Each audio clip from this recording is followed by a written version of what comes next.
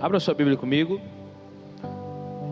No último capítulo da nossa série de hoje, no capítulo 6, e vamos a partir do versículo 10. Efésios, capítulo 6, versículo 10 em diante. Domingo também nós teremos outra festa aqui, uma festa maravilhosa. Será a formatura dos meninos do Carisma, nosso Carisma Start. Hoje eu avaliei alguns ali no Carisma Start, né, na prova, e domingo nós vamos avaliar o restante pela manhã. Mas à noite estarão formando aqui 9 alunos do Carisma Start. Os remanescentes, os que perseveraram, né, os que permaneceram, né? Está ali, glória a Deus pela vida. E ano que vem você toma jeito que você vai fazer o Carisma, viu, Eric? Você vigia para você ver, não. Tá bom? E o Carisma Start tem todo ano na nossa igreja, é o nosso curso básico de teologia. E eu acredito que os meninos aprenderam bastante, muitos já fizeram aqui. Não será diferente, se Deus quiser. Minha vontade era ter 2 vezes no ano, né? Mas a demanda é grande. Mas a partir do início do ano, sempre a Carisma Start já abre as inscrições para iniciarmos em fevereiro. Bom, se você quiser ser líder em Lagoinha, você tem que fazer Carisma Start, tá? O Carisma Start é uma condição para você liderar um GC, liderar um departamento, servir também, é importante, tá bom? Quem encontrou? Quanto ao mais, sede fortalecidos no Senhor e na força do seu poder. Revesti-vos de toda a armadura de Deus, para poderdes ficar firmes contra as ciladas do diabo. Porque a nossa luta não é contra sangue e a carne, e sim contra os principados e potestades, contra os dominadores deste mundo tenebroso, contra as forças espirituais do mal, nas regiões celestiais. Portanto, tomai toda a armadura de Deus, para que possais resistir no dia mau, e depois de terdes vencido tudo, permanecerdes inabalável. Estais, pois, firme, cingindo-vos com a verdade, vestindo-vos com a couraça da justiça. Calçai os pés com a preparação do evangelho da paz, embraçando sempre o escudo da fé, com o qual podereis apagar todos os dardos inflamados do inimigo. Tomai também o capacete da salvação e a espada do Espírito, que é a palavra de Deus. Com toda oração e súplica, orando em todo o tempo, no Espírito, e para isto, vigiando com toda perseverança e súplica por todos os santos. E também por mim, para que me seja dada ao abrir a da minha boca, a palavra com intrepidez, e fazer conhecido o ministério do Evangelho, pelo qual sou embaixador em cadeias, para que em Cristo eu seja ousado para falar, como me cumpre fazê-lo. E para que saibais também, a meu respeito, o que faço, de tudo vos informará Tíquico, o irmão amado e fiel ministro do Senhor, porque foi para isso que eu enviei, para que saibais a nosso respeito, e ele console o vosso coração. Paz seja com os irmãos, e amor com fé, da parte de Deus Pai e do nosso Senhor Jesus Cristo, e a graça seja com todos os que amam sinceramente o nosso Senhor Jesus Cristo. Amém. Irmãos, então hoje é o nosso último capítulo, mas bem rapidinho aqui. No capítulo 1 nós aprendemos acerca das bênçãos de Deus para a igreja. O tema nosso, né, é a igreja que reflete a glória de Cristo. Esse é o tema de Efésios. E quando nós olhamos para o capítulo 1, nós vamos ver a Trindade trabalhando. Deus Pai, coloca por favor depois ali, Rafa, o Fly. Deus Pai, Deus Filho e Espírito Santo trabalhando em conjunto. Deus Pai chamando, o Jesus escolhendo e o Espírito Santo selando a salvação. Quando nós olhamos para o capítulo 2, nós vamos ver da onde Cristo nos tirou. Das trevas para a sua maravilhosa luz. Aquele que eram considerados filhos da desobediência, passou a ser filhos da obediência. Aquilo que nós fazíamos na vontade da nossa carne, agora nós fazemos na força do Espírito. E aí nós vamos ver, no capítulo 2 ainda, Deus nos chamando, mas Deus, Ele fez o quê? Ele nos amou, Ele nos vivificou e irá nos exaltar. Paulo vai dizer que nós somos feitura dele. E Paulo vai dizer, ainda no capítulo 2, foi a mensagem que o Edinho pregou na série, que Deus não chamou só os judeus, mas Deus fez em Jesus um só povo, tanto os judeus quanto gentios. Pela cruz de Cristo, todos se tornaram um só povo, e assim também é hoje. Quando nós entramos no capítulo 3, Paulo vai falar sobre a vocação dos gentios, o seu apostolado. Vamos dizer que nós temos uma herança em Cristo, e por causa de Cristo nós temos essa ousadia e acesso e confiança de adentrar nele. E ainda no capítulo 3, o apóstolo Paulo ele vai orar novamente, explicando acerca do amor de Deus, e ele fala qual é a largura, o comprimento, a altura e a profundidade do amor de Cristo. E Paulo termina o capítulo 3 glorificando esse amor de Cristo, para que esse amor esteja sempre nos corações da igreja. Quando nós vamos para o capítulo 4, que é um dos capítulos que eu mais gosto da carta de Efésios, vai falar acerca da unidade. Quando nós vemos do versículo 1 até o versículo 6, nós vamos ver a unidade que é pelo Espírito Santo, uma unidade traga, primeiro, o que o Espírito Santo causa ou traz na vida dos irmãos, da igreja. E ele fala, rogo-vos, pois, como prisioneiro do Senhor, que vocês, igreja, andem de modo digno, segundo a vocação que vocês foram chamados, com humildade, com mansidão, com longanimidade, suportando uns aos outros. Porque Paulo vai dizer, porque um só é Deus de Pai de todos, o qual é sobre todos e age por meio de todos. Quando nós vamos para o versículo 7 em diante, nós vamos ver que a graça que foi concedida a cada um, segundo o dom de Cristo. Aí nós continuamos descendo, não somente aquele que desceu, mas também aquele que subiu. E aí quando ele desceu, ele concedeu dons aos homens. Uns ele chamou para pastores e mestres, outros ele chamou para apóstolos, outros para profetas, outros para evangelistas. Isso tudo para o aperfeiçoamento do santo. Não é para haver briga, porque o meu dom é maior que o seu, porque o seu dom é mais importante. Não, nenhum dom é mais importante do que o outro na igreja. Nós aprendemos isso. Ambos os dons se encaixam e servem para o aperfeiçoamento e a unidade da igreja. Aí nós continuamos fechando. Paulo vai fechar o capítulo 4 então, falando de forma que nós devemos andar. E ele trata acerca da santidade, a qual o pastor Flávio, pregou aqui da igreja Atos, pregando sobre que nós precisamos deixar a mentira, as palavras torpes, e não se ponha o sol sobre a vossa ira, Ele falou acerca do que a unidade, para a igreja estar unida, o que essa igreja precisa fazer. E uma das coisas que Paulo fala, não dê lugar ao diabo. Irmãos, e é aqui que a gente vai começar a adentrar o capítulo 6, porque crente dá lugar para o diabo também. E aí vocês vão ver em qual momento acontece isso, tá? Um cristão verdadeiro, que nasceu de novo, ele não fica possesso, mas o diabo pode oprimir ele, pode usar a mente, a boca, para poder ser instrumento de Satanás na vida dos outros. Isso pode acontecer, tá? Não pense que não, mas pode. Vocês não pode ficar possesso. Se um cristão que diz que é cristão verdadeiro ficou endemoniado, até porque ele nunca nasceu de novo e nunca entregou a vida para Jesus, tá? E aí nós entramos no capítulo 5, nós vamos ver Paulo, que a Aval pregou, ser depois imitadores de Deus, como filhos amados, andar em amor. Paulo sempre está trazendo isso, que a igreja precisa andar assim. E aí nós entramos sobre os frutos, nós entramos sobre o fruto da luz e a obra das trevas, que a igreja tem que andar. Paulo vai novamente dizer, outrora vocês eram trevas, agora vocês são luz, provando, então comece a andar de forma como aquele que anda na luz.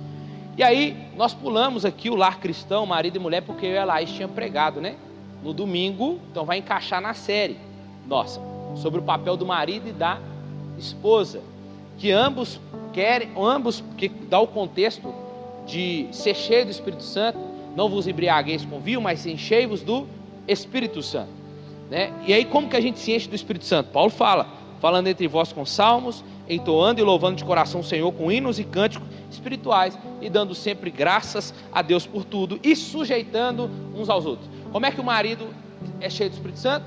Quando ele cumpre o seu papel e se sujeita à sua esposa. Como a esposa é cheia do Espírito Santo? Quando ela cumpre o seu papel, não o papel do marido, e se sujeita ao seu marido. Eu e a Laís, a gente pregou isso no domingo. E aí quando entra no capítulo 6, também falamos na série sobre família, sobre pais e filhos, cumprindo o seu papel. E o pastor Valdir fechou semana passada aqui, falando acerca da submissão dos servos, dos seus senhores, e os empregadores para com seus servos. E hoje nós vamos entrar aqui. Aí nesse contexto aqui que nós estamos, o que Paulo nos mostra na carta de Efésios é que a vida cristã de fato não é um parque de diversões e nem é uma colônia de férias. Não vivemos numa redoma de vidro, nem numa estufa espiritual, achando que nada vai acontecer com a gente porque a gente está em Deus. Ao contrário, vivemos num campo minado pelo inimigo, uma arena de lutas renhidas, de combates sem trégua, irmãos. Há uma luta mundial, racial, terrena, espiritual e contínua. Não existe pessoa neutra nessa guerra. Não existe tempo de trégua nessa guerra. Não existe acordo de paz, bandeirinha branca, pulcão. Não existe. Existem só duas categorias: aqueles que estão alistados no exército de Deus e aqueles que pertencem ao exército de Satanás. Esse é o texto que nós lemos, é o ápice da carta de Paulo aos Efésios. Então escuta uma coisa: o fato de você e eu sermos filhos, talvez termos um bom emprego, ter uma boa família, sermos dizimistas, ter uma família linda, entre outros, não livra-nos de uma batalha espiritual. Existe sim batalha espiritual. Nós estamos debaixo de uma grande tensão. Francis Schaeffer diz assim, que a vida nesse mundo é comparada a uma casa de 2 andares. Aqui embaixo é onde nós sentimos, é onde nós vemos, é onde viajamos, é onde nós andamos, dormimos, vivemos e pensamos. Já no andar de cima é o que a Bíblia chama de, Paulo vai falar aqui, de principados e potestades. Você não vê, mas mesmo assim não deixa de ser irreal. Você não toca e nem por isso você deixa de ser influenciado. E em cima também você tem anjos na ordem de Deus protegendo você, para guardar você. Mas você também tem inimigos hostis para roubar, matar e destruir. Inimigos terríveis que estão como leão, esperando só uma brecha sua e minha para nos tragar.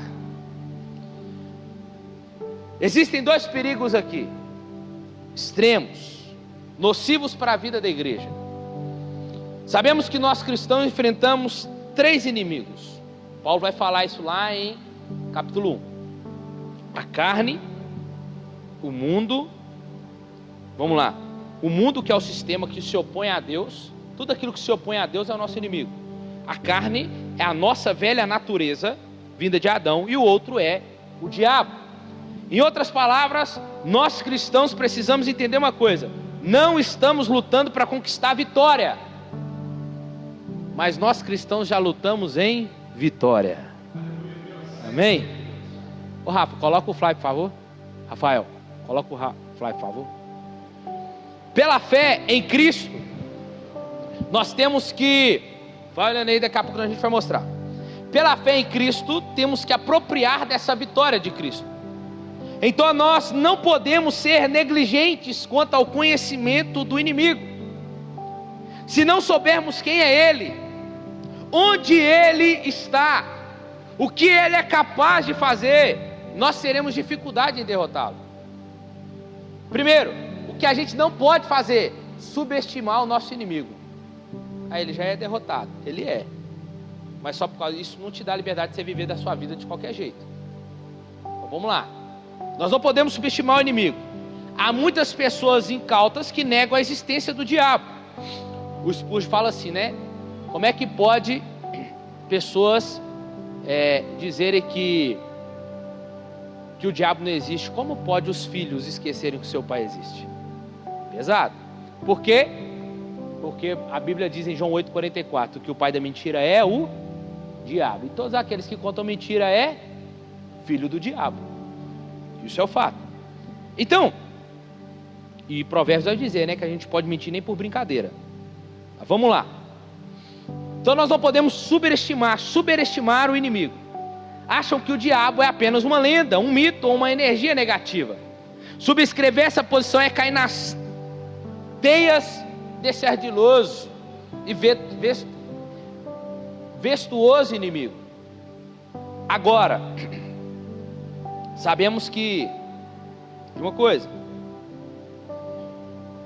o diabo é mais perigoso em sua astúcia do que em sua ferocidade. Faz parte do seu jogo esconder a sua identidade.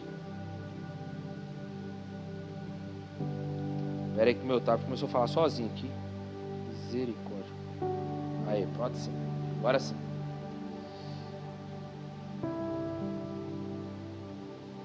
A negação do diabo é a expressão mais escandalosa do satanismo.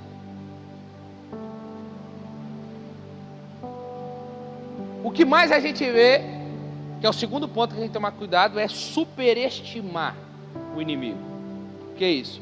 Há aqueles que falam mais do diabo do que de Deus.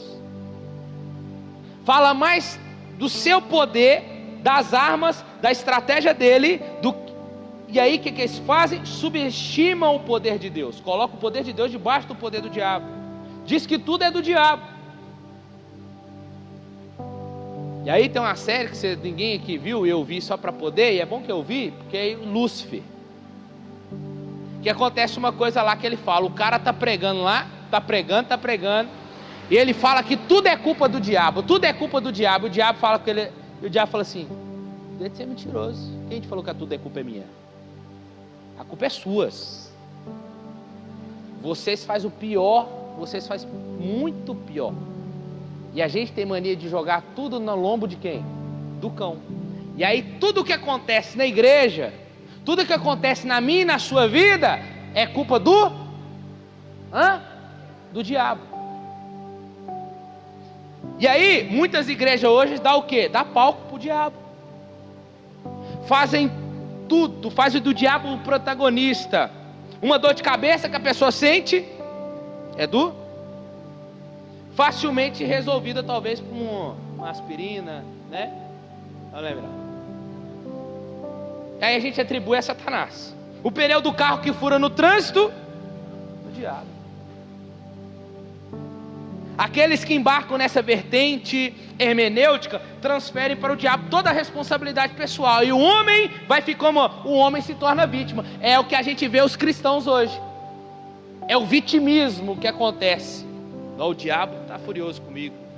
O diabo é isso. O diabo é aquilo. E a gente passa a ser a vítima. Mas a gente é culpado. Eu falei domingo que a gente é o quê? Então a gente não é vítima. Esse tipo de interpretação está em desacordo. Aí Satanás também passa a ser. Não podemos confundir a ação do diabo com as obras da carne nossa, irmãos. Acabei de falar aqui que o nosso inimigo é a carne. A gente luta constantemente com essa velha natureza. Então as coisas que a gente faz é porque a gente quis. É porque a gente escolheu fazer aquilo. E a gente está com o espírito mais fraco, e a carne é pulsando. E então, isso aqui é um testemunho que o Hernandes Dias Lopes conta. Ele fala assim que certa feita uma senhora entrou no gabinete pastoral dele e pediu para ele orar em favor do seu pai, porque, segundo ela, ele estava dominado pelo espírito de adultério. Aí o Hernandes falou para ela assim: ô moça, o adultério é obra da carne, não é um espírito demoníaco. Seu pai precisa de arrependimento. Seu pai precisa de mudança de caráter.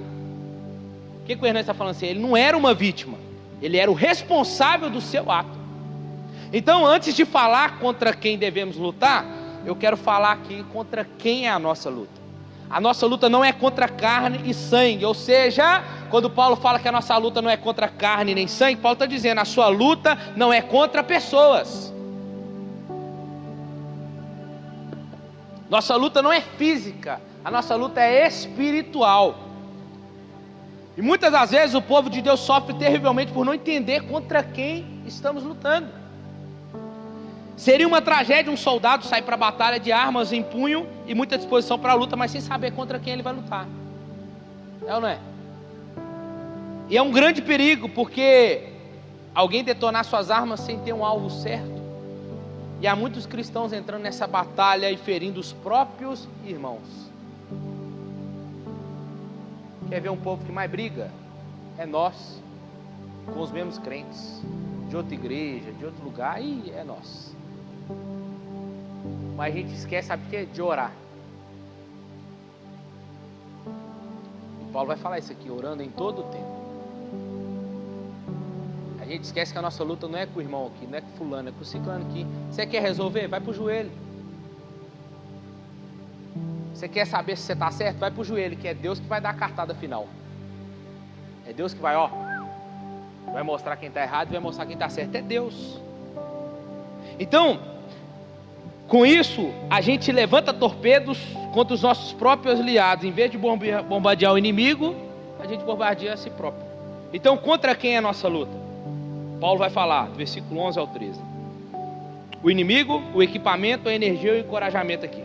Paulo vai falar assim, contra quem lutamos nessa batalha. Ele fala assim, revestivos de toda a armadura de Deus. Paulo não está dizendo que é algumas. Paulo não está dizendo que é uma ou duas, ou a que você mais gosta. Não. Paulo está dizendo que é toda. Não, eu gosto só da espada e do escudo. Eu ataco e defendo. Só que chegar um por trás é tchau. Está ali, daqui a pouco nós vamos para ali. Não podemos lutar contra quem nós não conhecemos, irmãos. Quais são as características do inimigo?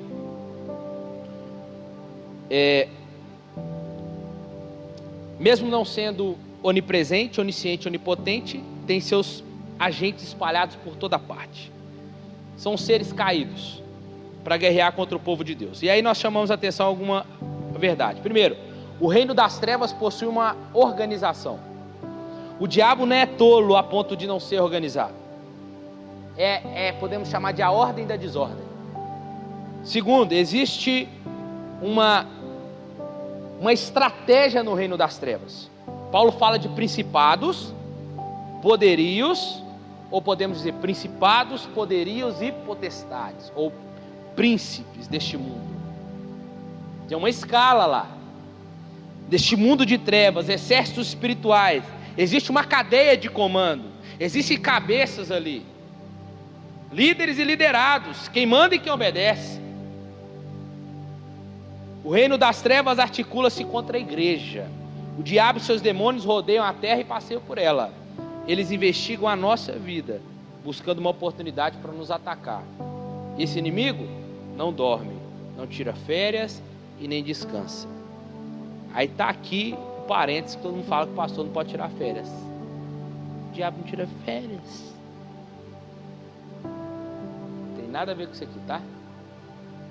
A ideia de tirar férias aqui é o quê? É a gente desarmar. Alguém tira férias de ser crente aqui? Vou ali, depois eu volto. Nessa que você vai, o diabo pode pegar você e lamber você. Então o diabo não tira férias. Então o crente, por isso Paulo está dizendo, não é orar de vez em quando. É orar, como o Richard falou, orar continuamente, constantemente, em todo tempo. Não é só se vestir, que dia que é a guerra? Amanhã então me visto. Não, nós estamos em guerra. Em todo o tempo temos que estar vestidos, armados, prontos para a batalha. Então, esse inimigo tem um variado arsenal, ele usa ciladas. Para cada pessoa ele tem uma estratégia diferente, irmãos. Ele ousa mudar os métodos. Então nós destacamos aqui bem rápido. A primeira característica do nosso inimigo: ele é invisível, mas ele é real.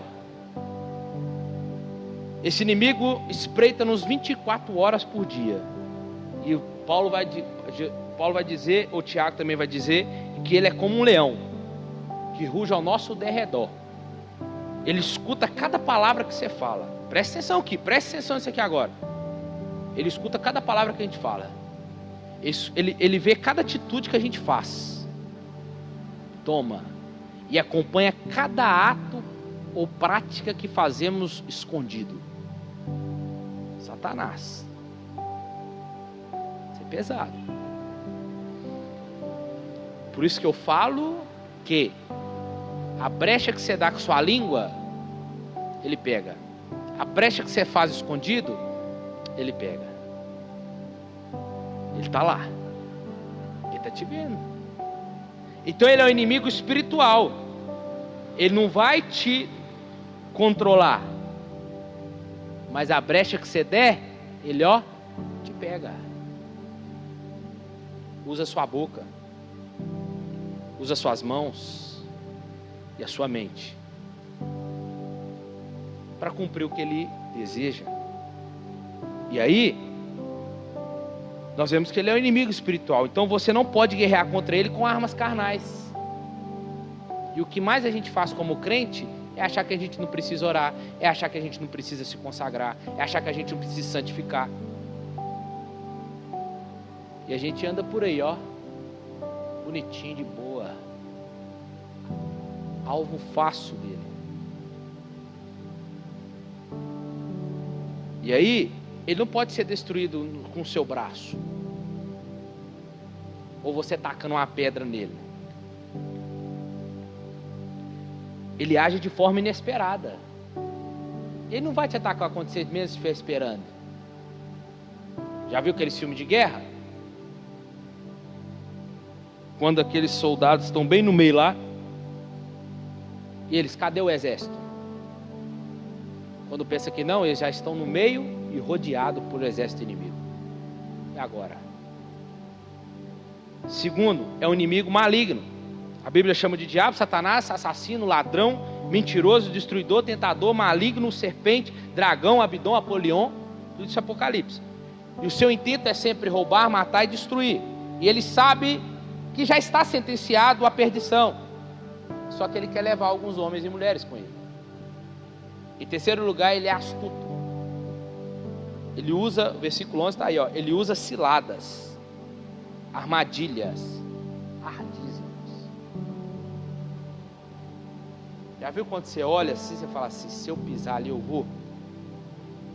Você está vendo, por que você está vendo? Porque Deus está te mostrando. Deus está te mostrando o prato. Eu lembro até hoje, eu recebia muito, hoje mesmo, eu estudando a mensagem, Deus me fez eu lembrar muitas palavras que eu recebi, e eu lembro Deus usando algumas pessoas falando assim, o diabo está vindo com pratos e bandejas para tentar tirar você da presença de Deus. Eu lembro até hoje. E é isso aí. São ciladas, são armadilhas que quando você olha assim, dá até água na boca, você fala, nossa, vai ser top demais, vai ser só pedir, ninguém vai saber. É nesse rapidinho, é nesse detalhe que você pisa, você toma. Um detalhe que você vai, você pode perder tudo que você tem. Eu lembro até hoje, eu gosto de contar assim para vocês, eu lembro até hoje que lá no Carisma, ainda quando eu estava fazendo um seminário lá na sede, o irmão chegou para mim e falou assim, Edgar,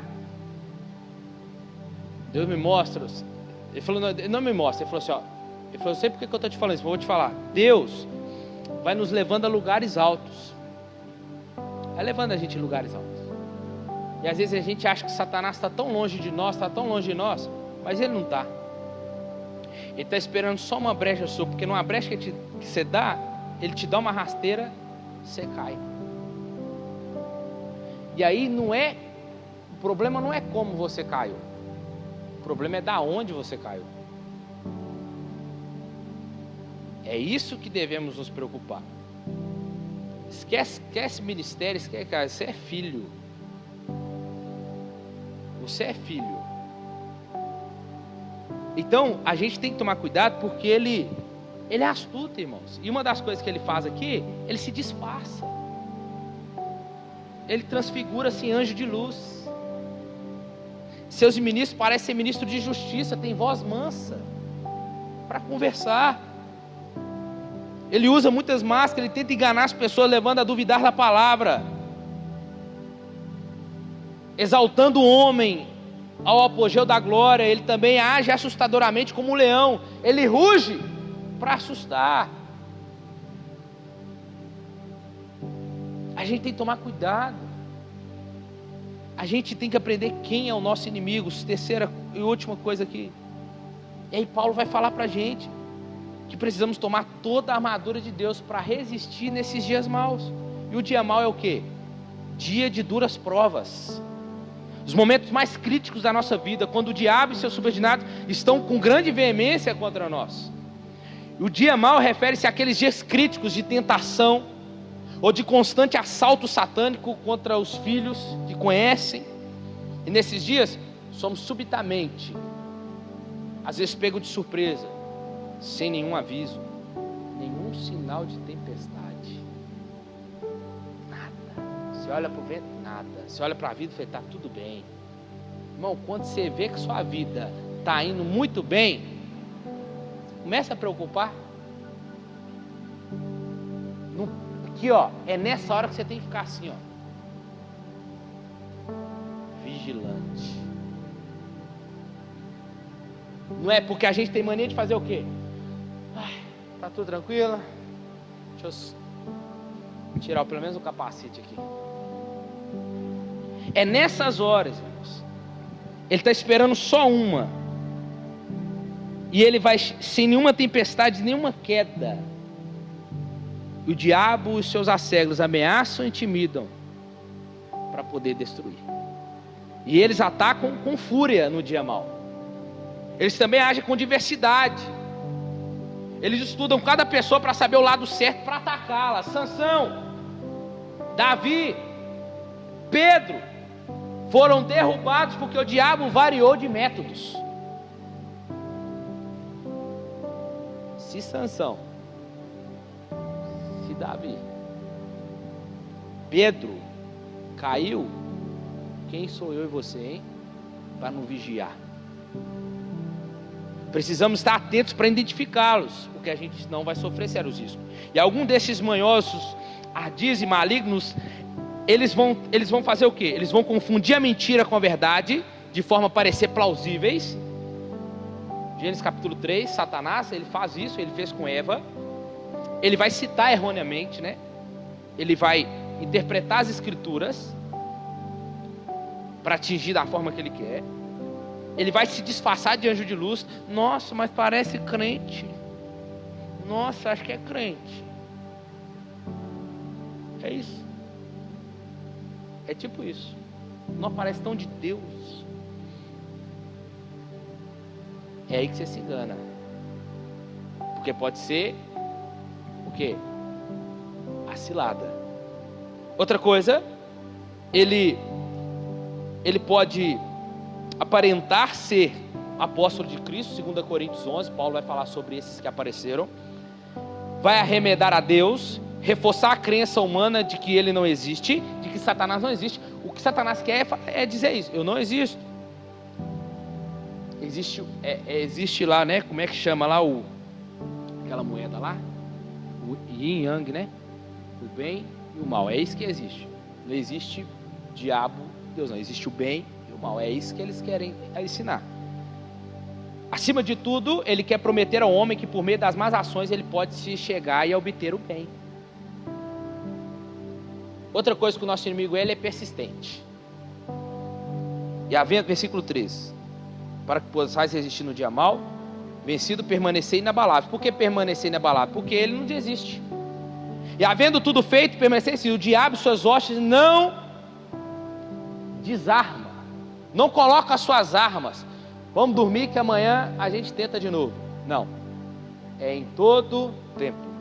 Ao ser derrotado, eles voltam com novas estratégias, irmãos. Foi assim com Jesus no deserto. Elias fugiu depois de uma grande vitória. Sansão foi subjugado pelos filisteus depois de vencê-los. Davi venceu exércitos, mas caiu na teia da luxúria. Pedro caiu na armadilha da autoconfiança. Ele é persistente. Você pode ter vencido agora, voltou no seu encalço de novo.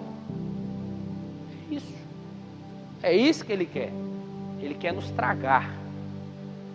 Quarto, ele é um inimigo numeroso. Paulo fala de principados, poderios, príncipes deste mundo de trevas. O diabo e seus anjos estão tentando, roubando e matando pessoas em todo o mundo. Eles são numerosos. Não podemos vencer esses terríveis exércitos sozinhos, ou com as nossas próprias armas. Em sexto lugar, ele é oportunista. Mesmo depois que vencemos, precisamos continuar firmes. O diabo e seus anjos estão em todo o tempo procurando um novo jeito de atacar. Quando o crente deixa de usar toda a armadura de Deus, ele encontra uma brecha e faz todo estrago. Não podemos ter vitória nessa guerra se não usarmos todas as peças da armadura. Não podemos permitir que o inimigo nos encontre indefesos. O diabo e suas hostes buscam uma estratégia para nos atacar de súbito, sem nenhum aviso, sem nenhum sinal. E o que ele faz? Você acha que o diabo não entra aqui, não? Ele entra aqui. Uma das coisas que ele faz, Jesus vai contar a parábola do semeador. E uma das coisas que ele faz, sabe o quê? É roubar a palavra do seu coração. Vou falar nem seu coração, porque ela nem vê se pode ter caído lá. Jesus vai dar um tanto de terras que caem. Antes de cair, ele já tomou.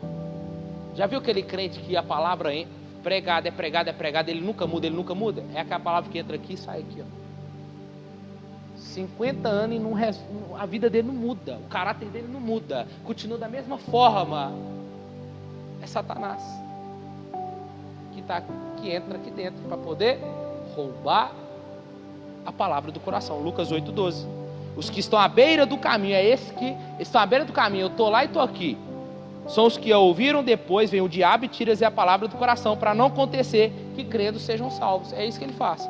Outra coisa, ele também entra aqui, no que? Ele semeia o joio no meio do trigo. Apocalipse capítulo 5 diz que só Deus vai fazer a ceifa. Ele se opõe ao pregador. Zacarias 3. Ele intercepta as respostas das orações da igreja, dos santos. Daniel capítulo 10. O que está acontecendo com Daniel? Lembra? A gente gosta muito de usar 21 dias de Daniel, né? Campanha 21 dias de Daniel. A gente gosta de usar esse... Não, vou fazer 21 dias só bebendo água e comendo pão. Beleza, pode fazer. Mas se você falar assim, não, eu tenho base bíblica para isso, aí não, você não faz isso não. Por quê? Por que Daniel ficou 21 dias de oração? Porque a resposta de oração dele estava presa. Os principados e potestades, Deus já havia respondido. Gabriel já estava vindo com a mensagem, mas ele ficou preso. E aí o texto diz que precisou Deus enviar um Miguel para passar a espada. E isso ficou durante 21 dias. Mas o que Daniel nos ensina? Que enquanto a resposta não chegou, ele não deixou de orar. Ele continuou orando. Então Satanás pode interceptar nas nossas orações. Ele oprime pessoas com enfermidades. Lucas 13. Ele resiste à obra missionária. 1 Tessalonicenses 2:8. Ele atormenta as pessoas em cujo coração não há espaço para perdão. A falta de perdão é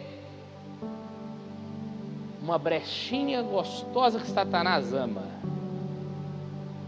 Perdoa não, porque não foi você que fez nada. Libera perdão não. Fica do jeito que você está. Ó, pode estar tudo bem o resto, mas você não perdoa não? Fica tranquilo. Mateus capítulo 18, versículo 23. Ele vai falar sobre isso. Assim também o meu Pai que está no céu, depois de Jesus contar a parábola, né? Fará com vocês, se do íntimo vocês não perdoarem cada um do seu irmão. O que Jesus fez aqui? Lançou na prisão. Irmãos, escuta aqui, a falta de perdão não faz mal para o outro não, que você não quer perdoar. A falta de perdão faz mal para você. Sabia? A falta de perdão mata você, cria raiz de amargura, é isso que Jesus fala. Vai criando raiz de amargura e aquilo, e a falta de perdão traz dores emocionais na alma, que só Deus pode curar. Mas Deus vai curar por onde? Por meio do liberado perdão. Então a falta de perdão é um instrumento de Satanás para te pegar. Ele usa a arma da dissimulação, ele usa a arma da intimidação, ele age na disseminação de falsos ensinos, ele ataca a mente dos homens. 2 Coríntios 4:4. Nos quais o Deus deste mundo cegou o entendimento dos descrentes, para que não resplandeça a luz, a evangelho da glória de Cristo. E aí, o equipamento que precisamos para essa batalha, e o apóstolo Paulo listou ali, a gente tem que correr aqui agora. O Paulo listou 6 equipamentos imprescindíveis para entrarmos nessa peleja. O interessante é que Paulo usa essa imagem militar para nos ilustrar nessa batalha, pois essa carta é uma carta da prisão. Enquanto Paulo estava preso em Roma, ele próprio se encontrava preso a um soldado romano, versículo 20. Então, Paulo vai falar ali do cinturão da verdade. Esse aí é um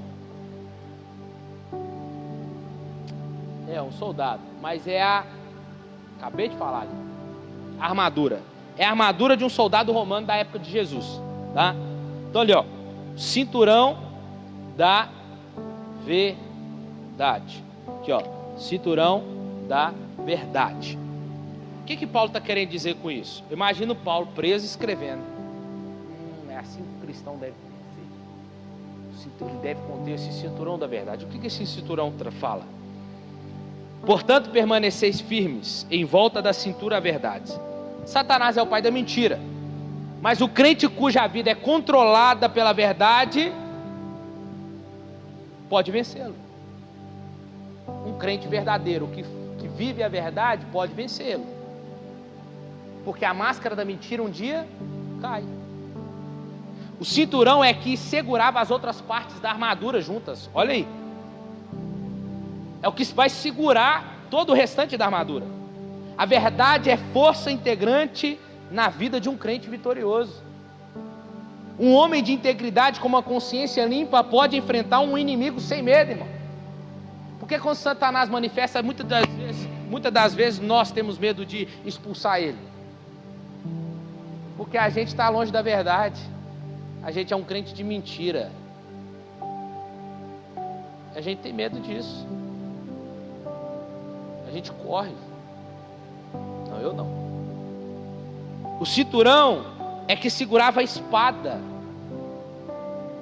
Então, a não ser que você pratique a verdade, você não pode usar a palavra da verdade. Isso é sério, irmãos. Nós estamos falando de mundo espiritual aqui. Davi viveu 1 ano mentindo sobre o caso dele com Batseba, e tudo começou a ir de mal a pior em sua vida. Então o cinto é o que segura o restante da armadura, e a espada é o que ele vai atacar. Como é que você quer usar a verdade se você não pratica? É incoerente, é isso que ele está dizendo. Segunda coisa que ele fala sobre a couraça da justiça. A couraça da justiça, lá, ó. Aqui, ó, pega a parte dos ombros aqui, ó. Essa parte aqui. É a couraça da justiça. Essa peça de armadura feita de metal cobriu o guerreiro do pescoço ao peito, protegia o coração e os órgãos vitais dele. E esse é o símbolo da justiça que o crente tem em Cristo, 2 Coríntios 5:21. Como também é o quê? O caráter justo que o crente exerce na sua vida diária. A couraça representa a vida devota, santa, ou seja, a retidão do crente. Sem a justiça de Cristo e a santidade pessoal, não há defesa contra as acusações de Satanás. Satanás é o acusador, mas sua acusação não prospera por causa da justiça de Cristo imputada a nós. Mas nossa justiça posiciona em Cristo. Sem uma justiça prática na vida diária, apenas dá a Satanás uma oportunidade para nos atacar. Terceiro, Paulo falou sobre o calçado do Evangelho, calçai os pés da pregação do Evangelho, as sandálias da pregação do Evangelho. Soldados romanos usavam uma sandália com cravos na sola para lhe dar segurança e agilidade na caminhada corrida por lugares escarpados, tipo aquela de Josué que a gente às vezes fala, né? Se quisermos ficar em pé na luta, precisamos estar calçados com o Evangelho, que nos dá paz com Deus e com o próximo. Precisamos ter pés velozes para anunciar o Evangelho da paz aos perdidos. E o diabo declara guerra para destruir os homens, mas nós somos embaixadores do Evangelho da paz. Irmão, se você não tem paz, como é que você quer anunciar a paz? Se você vive em contenda, em briga com você mesmo, em briga com o outro, contenda com o outro, como é que você quer anunciar? Você não pode nem falar assim, a paz do Senhor, você nem vive ela. Tem uma igreja que você dá a paz para ela e fala assim, guerra. Você fala assim, é guerra, nós estamos em guerra.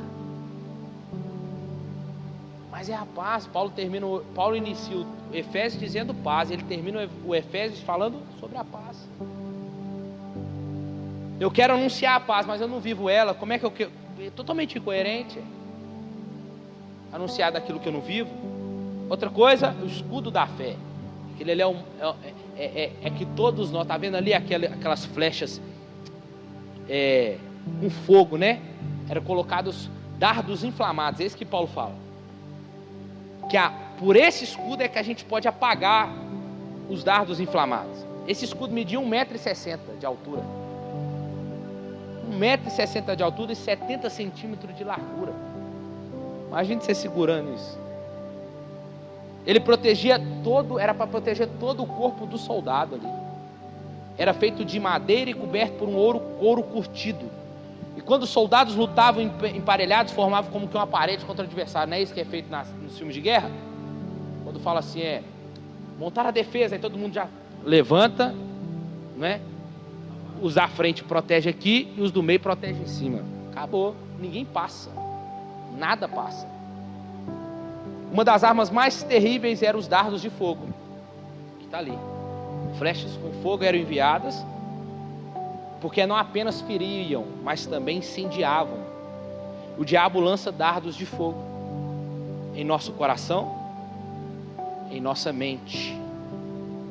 Mentiras, pensamentos blasfemos, pensamentos de vingança, dúvidas e ardentes desejos de pecar. Não estou falando de crente, tá? Não estou falando para pessoa lá fora, não. Estou falando para pessoas crentes aqui. Paulo está falando para a igreja aqui. É isso que ele faz. Em todo o tempo, irmãos. É 24 horas. Se não apagarmos esses dardos pela fé, eles acendem um fogo em nosso interior e nós desobedecemos a Deus. Na aljava do diabo há toda espécie de dardos ardentes. Alguns dardos inflamam a dúvida, outros a lascívia, a cobiça, a vaidade e a inveja. Esses dardos de fogo imediatamente antes de ser lançados contra o adversário. Não ferem, mas também queimam. O escudo da fé. O capacete da salvação, é aí que você precisa dele, não é só teu escudo. Satanás ataca a mente. Olha lá como era bem protegido. Satanás ataca a mente. Ele não lê às vezes sua mente, mas ele ataca a sua mente em todo momento. Por isso que a gente tem que ver com o que a gente está se enchendo, o que a gente anda vendo, o que a gente anda ouvindo, colocando para dentro. Porque a partir disso ele vai atacar a nossa mente. E foi essa estratégia que ele derrotou Eva. E essa peça da armadura fala de uma mente controlada por Deus. Infelizmente muitos crentes dão valor à mente, pouco valor à mente. A razão ao conhecimento. Quando Deus controla a nossa mente, Satanás não pode levar o crente a fracassar. O crente que estuda a Bíblia, que estuda a palavra de Deus, que ama a leitura da palavra, que ama os devocionais, estuda a palavra e é firmado na palavra de Deus, ele não cede, ele não concede, ele não cede às propostas sedutoras de Satanás. Ele não vai ceder. Assim como Cristo resistiu Satanás no deserto pela palavra, nós também podemos resistir Satanás na palavra. Por isso que Paulo vai dizer: resisti, pois, ao diabo e ele fugirá de vós. Paulo está falando que ele é leão. Paulo falou que ele ruge como leão. mas ele é igual um cachorro vira-lata. Você bate o pé 3 vezes e ele vai embora. É isso. Em sexto lugar, para a gente fechando, a espada do Espírito, que é a palavra de Deus. É a arma de ataque. Você precisa estar cheio dela. E nós vamos vencer os ataques do diabo somente por meio da palavra. E é pela palavra que vamos saquear o reino das trevas, a casa do valente. É pela palavra que os cativos vão ser libertos. É pela palavra, porque ela é poderosa, viva e eficaz. Moisés quis libertar os israelitas com a espada carnal e fracassou. Mas quando usou a espada do Espírito, foi liberto. Pedro quis defender a Cristo lá no Getsêmani, mas fracassou. Mas quando levantou a espada do Espírito, multidões se renderam a ele. Cristo venceu Satanás no deserto usando a palavra. As viagens de Paulo, pregando o Evangelho, plantando igrejas, arrancando vidas da potestade de Satanás para Deus, é uma descrição eloquente de como ele usou a espada do Espírito. Só que para usar, a gente precisa conhecer a espada, a palavra. Isso é uma frase do D.L. Moody: ou a Bíblia nos afasta do pecado, ou o pecado nos afastará da Bíblia. Infelizmente, há muitos crentes mais comprometidos com a coluna esportiva, da atualização do Instagram, do jornal do dia, do que com a palavra de Deus. E eu sou o primeiro aqui a colocar. A primeira coisa que a gente levanta de manhã é dar bom dia para quem está lá e liga o Wi-Fi. Enquanto eu estou arrumando, eu vou vendo quem manda mensagem. E para a gente fechar, o poder para vencer a guerra. A guerra espiritual não é uma ficção, irmãos. O fato do nosso inimigo ser invisível não quer dizer que ele é irreal. Para enfrentá-lo e vencê-lo, não podemos usar armas convencionais. Precisamos de armas espirituais, poderosas em Deus, para desfazer sofismas, desbaratar o inimigo. Nós precisamos então de quê? Revestimento do poder de Deus. Revestir. Não é só vestir. Eu estou vestido, mas se eu colocar uma blusa por cima aqui, eu vou estar revestido. Revestido do poder de Deus. Ele fala: fortalecei-vos, pois, na força do seu poder. Outra coisa que precisamos é do revestimento de toda a armadura de Deus. Outra coisa que precisamos é da vigilância constante.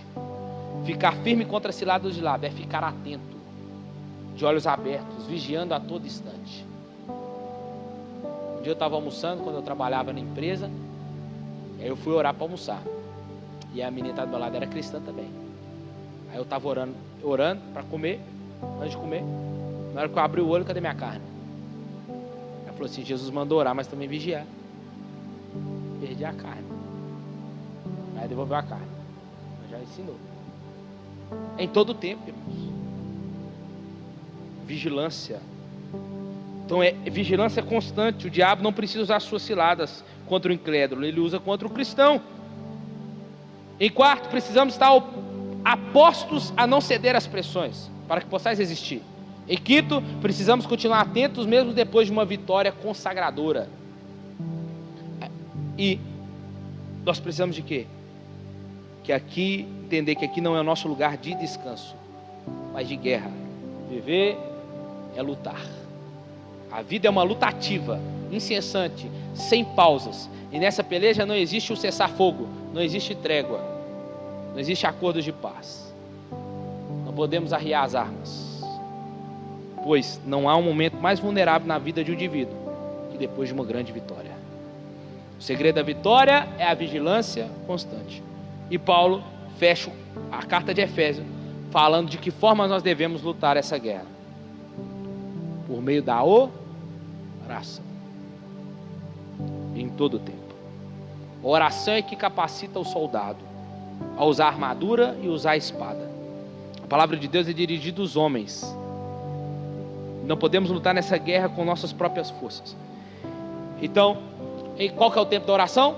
Não tem tempo, é em todo o tempo. A natureza da oração? Com toda a oração e súplica. É mais do que um tipo de oração. É intercessão, é ações de graças. A esfera da oração, no Espírito.